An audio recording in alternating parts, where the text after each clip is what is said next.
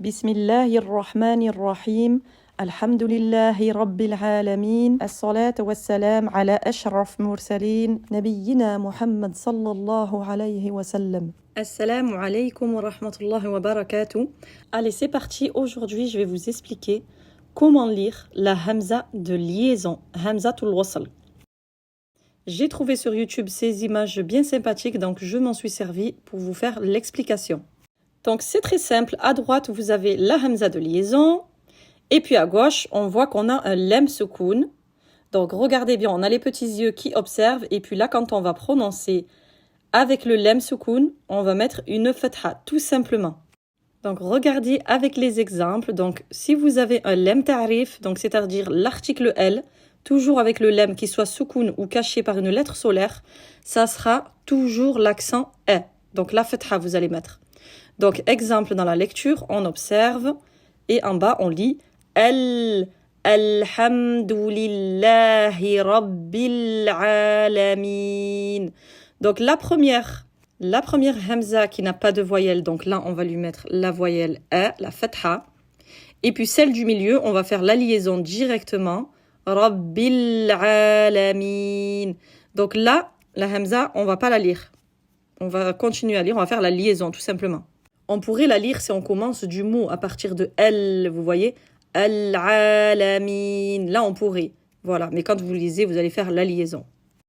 Voici un autre exemple avec le lem soukoun, donc là pareil, on va mettre la fatha, Alhamdulillah.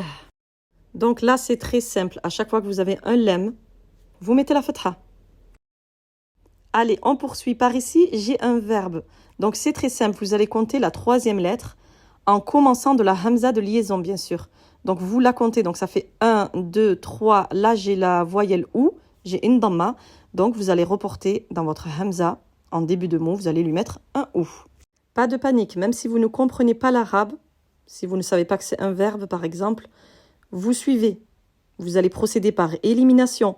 Vous voyez qu'il n'y a pas de lem, donc pas de fatha. Là, c'est un OU. Vous reportez un OU.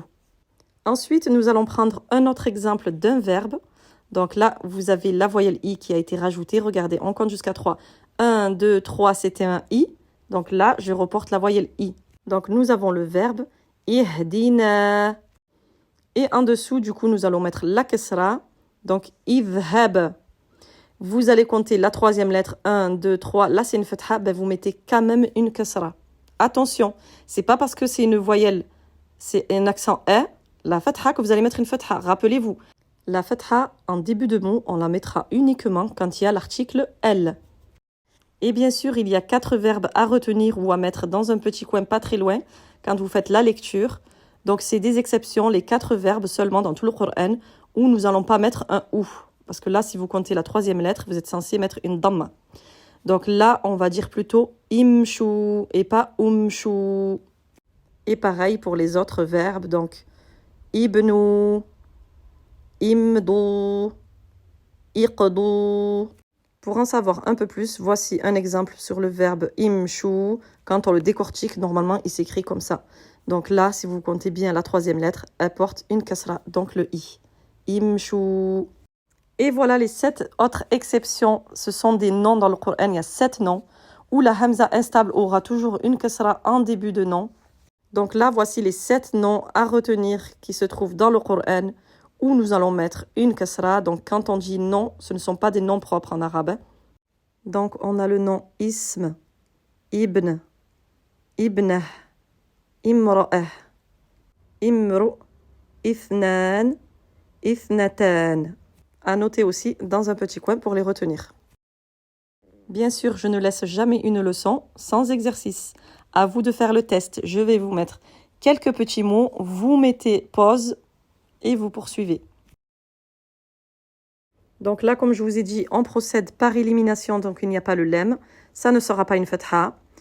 La troisième lettre porte une damma, donc on va reporter une damma sur la hamza de liaison. N'oubliez pas de mettre pause. Donc ce mot, pareil, on va compter la troisième lettre. 1, 2, 3. Donc là, j'ai une fatha et qu'est-ce que je mets sur la hamza instable? Je vais lui reporter une kasra. Ikhtalafu.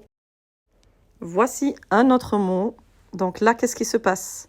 J'ai un lemme, bien sûr, qui est caché avec la lettre solaire, le sin. Donc là, on ne peut pas dire L quand on lit directement, mais on va quand même mettre une fatha. Donc le mot as-samawat.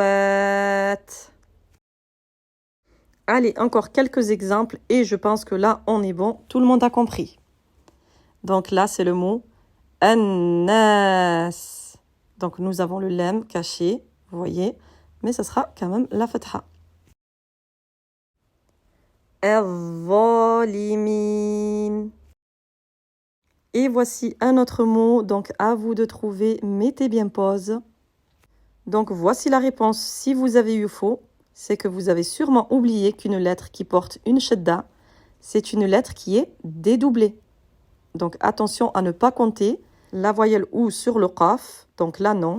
Vous allez bien compter 1 de la hamza de liaison, 2 le ta sekoun qui se cache dans le ta shadda, ça fait déjà 2, et 3 le ta vocalisé a.